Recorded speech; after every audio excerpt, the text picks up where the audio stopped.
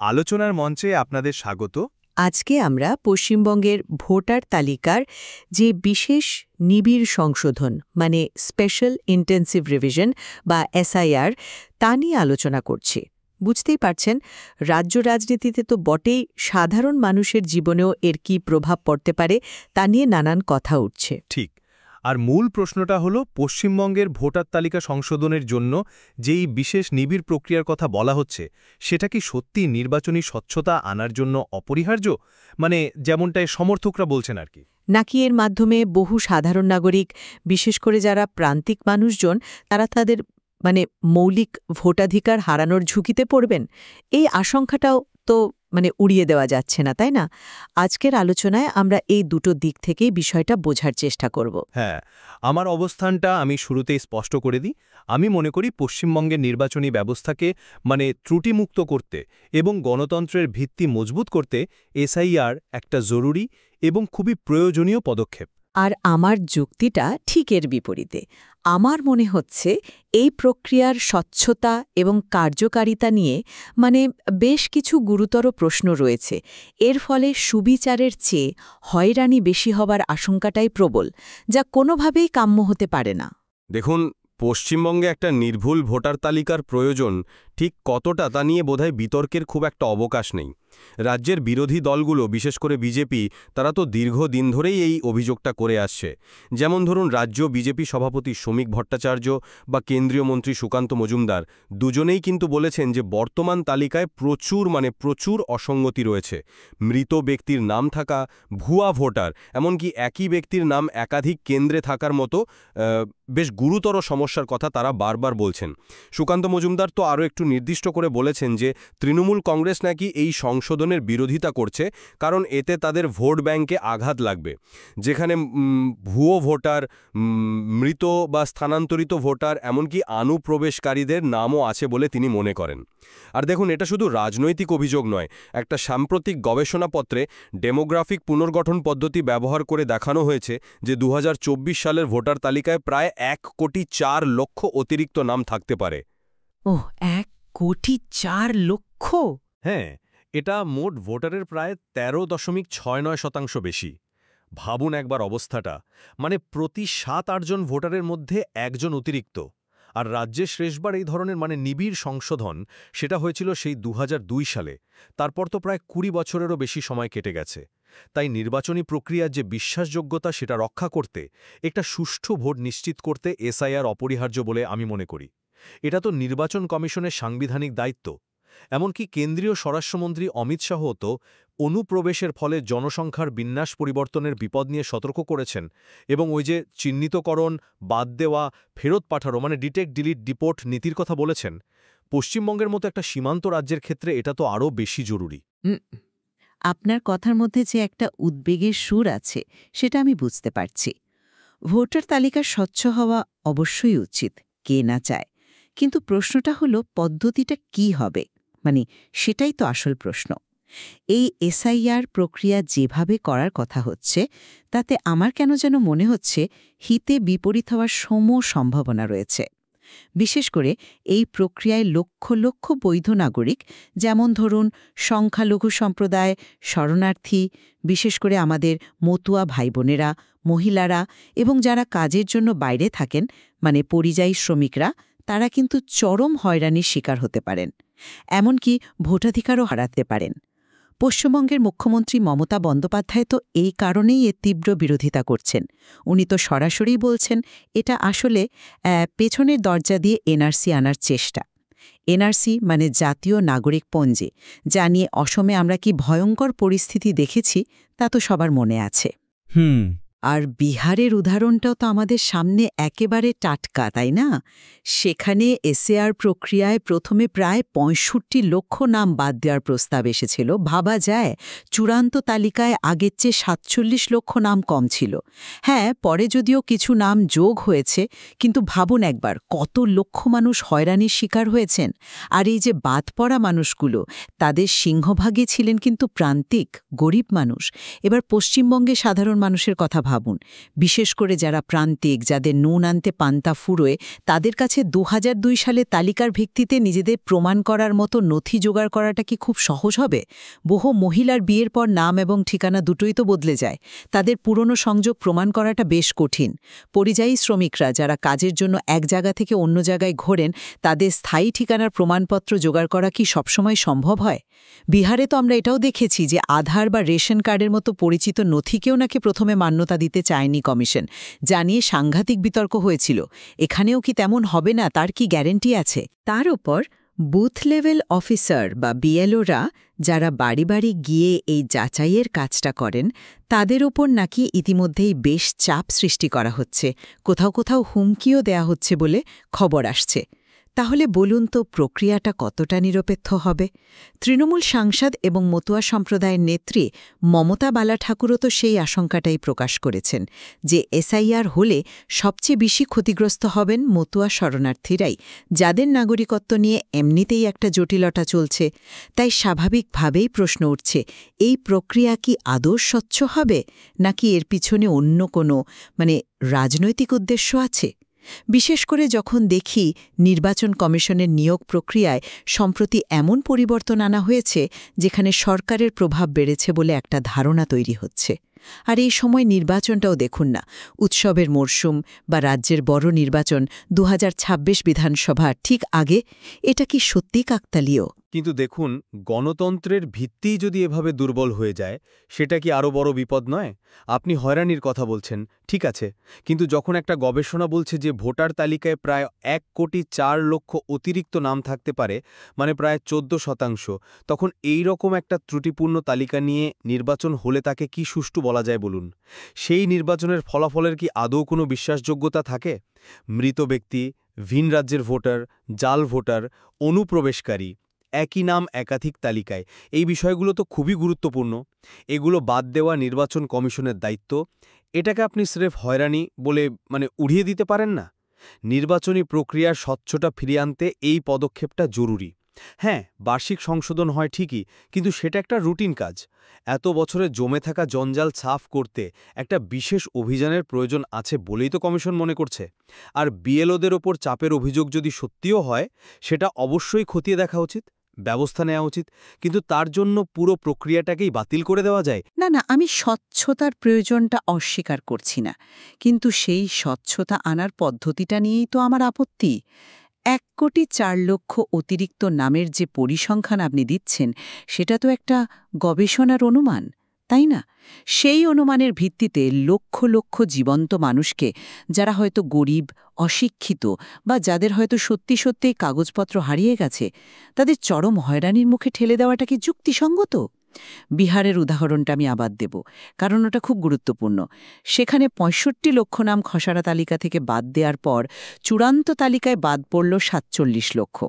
আপনি কি জানেন, এদের মধ্যে সরকারি হিসেবে বিদেশি বা অনুপ্রবেশকারী হিসেবে চিহ্নিত করা হয়েছে মাত্র ৩৯০ জনকে, মাত্র ৩৯০। তাহলে বাকি প্রায় ৪৭ লক্ষ মানুষ কারা? তারা কি সবই ভুয়ো, নাকি তারা আসলে এই দেশেরই প্রান্তিক নাগরিক যারা প্রশাসনিক জটিলতার শিকার হলেন? আপনি বলছেন বার্ষিক সংশোধন যথেষ্ট নয়, কিন্তু কেন যথেষ্ট নয়? এতদিন কেন এই বিশেষ নিবিড় সংশোধনের কথা মনে পড়েনি কমিশনের? যখন নির্বাচন কমিশনের স্বাধীন ভূমিকা নিয়েই চারিদিকে প্রশ্ন উঠছে, তখন হঠাৎ এই উদ্যোগ কেন? আর বিএলওদের উপর চাপের খবরকে আপনি এত সহজে উড়িয়ে দিচ্ছেন? যারা একদম মাঠ পর্যায়ে কাজটা করবেন, তারাই যদি নিরপেক্ষভাবে কাজ করতে না পারেন, তাহলে এই বিশাল কর্মযজ্ঞের ফলাফল কি হতে পারে সেটা কি একবার ভেবে দেখেছেন? এটা তো স্রেফ কিছু নাম বাদ দেওয়ার বিষয় নয়, এটা লক্ষ লক্ষ মানুষের নাগরিক অধিকারের প্রশ্ন। দেখুন, এসআইআরের লক্ষ্য তো বৈধ নাগরিকদের বাদ দেয়া নয়, লক্ষ্য হল ভুয়ো ভোটার, মৃত ব্যক্তি এবং অনুপ্রবেশকারীদের চিহ্নিত করে তালিকা থেকে বাদ দেওয়া। যেমন কেন্দ্রীয় মন্ত্রী শান্তনু ঠাকুর দাবি করেছেন, তার মতে প্রায় ১,২০,০০,০০০ নাম বাদ যেতে পারে এই প্রক্রিয়ায়। যদি সত্যিই এত বিপুল সংখ্যক অবৈধ বা অস্তিত্বহীন নাম বাদ যায়, তবেই তো নির্বাচনী স্বচ্ছতা আসবে। গণতন্ত্রে যেমন প্রত্যেকটি বৈধ ভোট মূল্যবান, তেমনই কিন্তু প্রতিটি ভুয়ো ভোট বিপজ্জনক। পশ্চিমবঙ্গের মতো একটা সীমান্ত রাজ্যে অনুপ্রবেশ একটা বাস্তব সমস্যা, এটা তো অস্বীকার করার জায়গা নেই। কেন্দ্রীয় স্বরাষ্ট্রমন্ত্রী অমিত শাহের ওই যে চিহ্নিতকরণ, বাদ দেওয়া, ফেরত পাঠানো নীতি, সেটা তো এই সমস্যা মোকাবেলার কথাই বলে। এই প্রক্রিয়া সেই লক্ষ্য পূরণেও হয়তো কিছুটা সাহায্য করতে পারে। আমার মনে হয় বৈধ নাগরিকদের ভয় পাওয়ার কিছু নেই। কমিশন নিশ্চয়ই তাদের সুরক্ষার জন্য প্রয়োজনীয় ব্যবস্থা করবে। যেমন বলা হচ্ছে 2002 সালের তালিকায় যাদের নাম ছিল বা যারা সরকারি কর্মচারী, তাদের তো নতুন করে নথি জমা দিতে হবে না। হ্যাঁ, বৈধ নাগরিকদের ভয় পাওয়ার কিছু নেই, কথাটা শুনতে সত্যিই খুব ভালো লাগে। কিন্তু বাস্তবে কি হয় সেটাই তো দেখার। বিহারে ৪৭ লক্ষ মানুষ বাদ পড়লেন, যাদের মধ্যে মাত্র ৩৯০ জন তথাকথিত বিদেশি। বাকিরা তাহলে কারা? এই বিপুল সংখ্যক মানুষকে সবাই ভুয়ো, নাকি তারা আসলে নথি প্রমাণের জটিলতায় ফেসে যাওয়া সাধারণ মানুষ? আমরা তো প্রায়শই শুনি পশ্চিমবঙ্গের বাইরে কাজের খোঁজে যাওয়া বাঙালি শ্রমিকদের শুধুমাত্র বাংলা ভাষায় কথা বলার জন্য বাংলাদেশি বলে হেনস্থা করা হয়, মারধরও করা হয়। এবার রাজ্যের ভেতরে যদি এই প্রক্রিয়া শুরু হয়, তাহলে ভাবুন তো কী পরিস্থিতি তৈরি হতে পারে। বিশেষ করে মহিলাদের, যাদের বিয়ের পর পদবি, ঠিকানা সব বদলে যায়, তাদের পুরনো নথি খুঁজে বের করে সংযোগ প্রমাণ করাটা যে কতটা কঠিন হতে পারে সেটা কি আমরা ভাবছি? পরিযায়ী শ্রমিকদের কথা তো আগেই বলেছে। মতুয়া সম্প্রদায়ের মানুষেরা যারা বছরের পর বছর ধরে নাগরিকত্বের স্বীকৃতির জন্য লড়াই করছেন, তাদের অবস্থাটা কি হবে? আপনি ১.২ কোটি নাম বাদ যাওয়ার কথা বলছেন, যেটা শান্তনু ঠাকুরের দাবি। যদি সত্যি এত মানুষ বাদ পড়েন, তার সামাজিক প্রভাবটা কী হবে ভেবেছেন? এটা কি নির্বাচনী স্বচ্ছতা আনবে, নাকি একটা বিরাট সংখ্যক মানুষকে তাদের নাগরিক অধিকার থেকে বঞ্চিত করে একটা নতুন সামাজিক অস্থিরতা তৈরি করবে? আর এর ফলে কারা সবচেয়ে বেশি লাভবান হবে সেটাও কিন্তু ভেবে দেখা দরকার। দেখুন, এসআইআর কিন্তু কোনো রাজনৈতিক দলের কর্মসূচি নয়। এটা নির্বাচন কমিশনের একটা বলা যেতে পারে প্রযুক্তিগত ও প্রশাসনিক প্রক্রিয়া।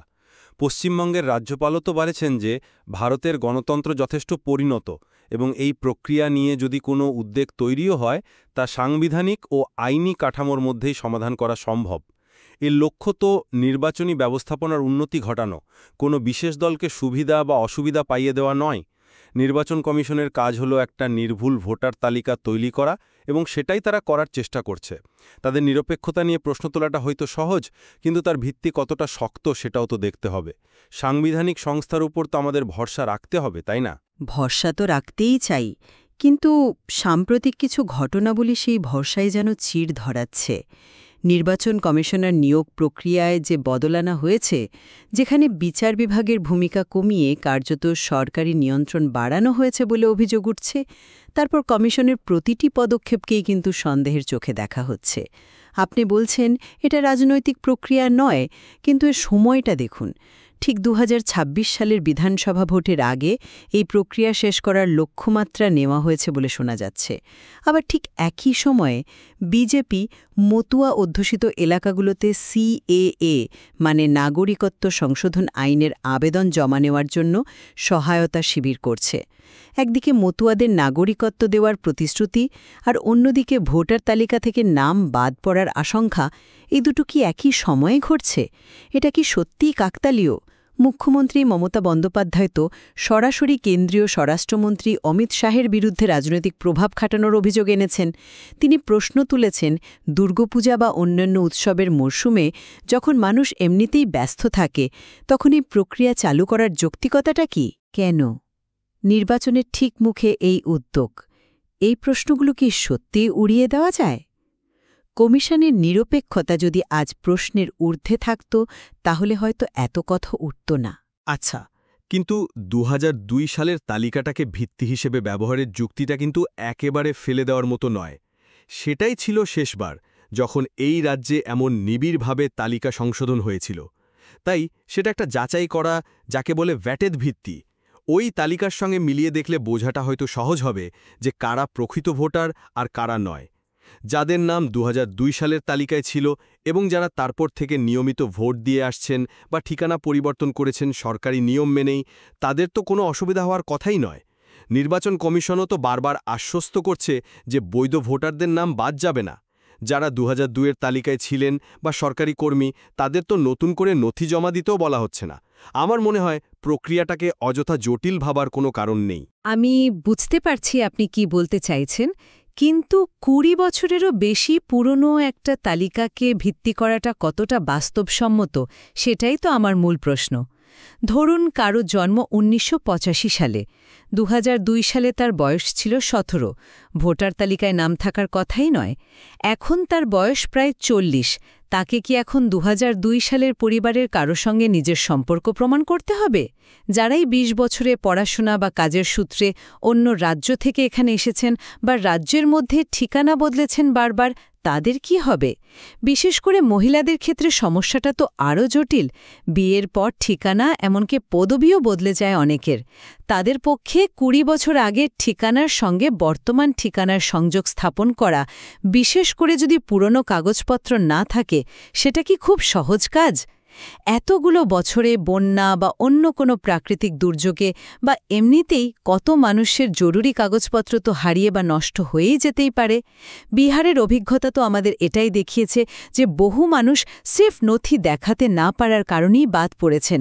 শুধুমাত্র একটা বহু পুরনো তালিকাকে ভিত্তি করে এত বড় একটা প্রক্রিয়া চালানো কি কার্যত একটা বিরাট সংখ্যক মানুষের ওপর একটা অসম্ভব বোঝা চাপিয়ে দেওয়া নয়? এর ফলে যে বিপুল হয়রানি হবে, তার দায়টা কে নেবে? এবং নির্ভুল ভোটার তালিকা ছাড়া কোনো সুস্থ গণতন্ত্র চলতে পারে না, এটা অস্বীকার করার জায়গা নেই। পশ্চিমবঙ্গে ভোটার তালিকায় যে ব্যাপক অসঙ্গতির অভিযোগ উঠছে এবং গবেষণায় যে প্রায় 1,04,00,000 অতিরিক্ত নামের সম্ভাবনার কথা বলা হচ্ছে, সেটাকে হালকাভাবে নেওয়া যায় না। এসআইআর সেই অসঙ্গতি দূর করে নির্বাচনী প্রক্রিয়ার স্বচ্ছতা ও বিশ্বাসযোগ্যতা পুনরুদ্ধারের জন্য একটি অপরিহার্য সাংবিধানিক পদক্ষেপ। হ্যাঁ, এটা ঠিক যে কিছু প্রশাসনিক চ্যালেঞ্জ থাকতে পারে, কিছু মানুষের হয়রানিও হতে পারে, কিন্তু ভুয়ো, মৃত বা অবৈধ নাম তালিকা থেকে বাদ দেওয়াটা শেষ পর্যন্ত কিন্তু গণতন্ত্রকেই শক্তিশালী করবে। আর আমার অবস্থান হল, স্বচ্ছতার নামে যেন তেন প্রকারেণ একটা প্রক্রিয়া চালাতে গিয়ে আমরা যেন লক্ষ লক্ষ বৈধ নাগরিককে, বিশেষ করে সমাজের যারা দুর্বলতর অংশ, মহিলা, সংখ্যালঘু, শরণার্থী, পরিযায়ী শ্রমিক, তাদের মৌলিক ভোটাধিকার থেকে বঞ্চিত না করে ফেলি। বিহারের অভিজ্ঞতাটা আমাদের জন্য একটা বড় সতর্কবার্তা। শুধুমাত্র পুরনো নথি বা নির্দিষ্ট কিছু কাগজের ভিত্তিতে নাগরিকত্ব প্রমাণের বোঝা যদি সাধারণ মানুষের ওপর চাপানো হয়, তাহলে বহু মানুষ চরম হয়রানির শিকার হবেন এবং গণতান্ত্রিক অধিকার হারাবেন। বার্ষিক সংশোধন প্রক্রিয়া চালু থাকা সত্ত্বেও কেন এই বিশেষ নিবিড় সংশোধনের প্রয়োজন হল, বিশেষ করে এর সময় নির্বাচন এবং নির্বাচন কমিশনের বর্তমান ভূমিকা নিয়ে যে প্রশ্নগুলো উঠছে, সেগুলো উপেক্ষা করা যায় না। এর পিছনে রাজনৈতিক উদ্দেশ্য থাকার আশঙ্কাও তাই উড়িয়ে দেওয়া কঠিন। দেখুন, পশ্চিমবঙ্গে এসআইআর প্রক্রিয়া যদি সত্যিই রূপায়িত হয়, তবে তার ফলাফল কি দাঁড়াবে সেটা হয়তো সময়ই বলবে।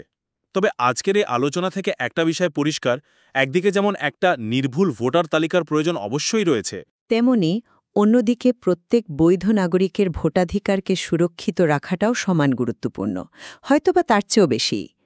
এই দুইয়ের মধ্যে সঠিক ভারসাম্য খুঁজে বের করাটাই এখন সবচেয়ে বড় চ্যালেঞ্জ।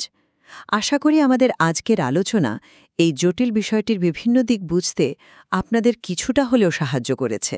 হ্যাঁ, এ বিষয়ে নিঃসন্দেহে আরও অনেক তথ্য এবং গভীর বিশ্লেষণের অবকাশ রয়ে গেছে। আমরা কেবল দুটো ভিন্ন দৃষ্টিকোণ তুলে ধরলাম মাত্র। চূড়ান্ত সিদ্ধান্ত নেওয়া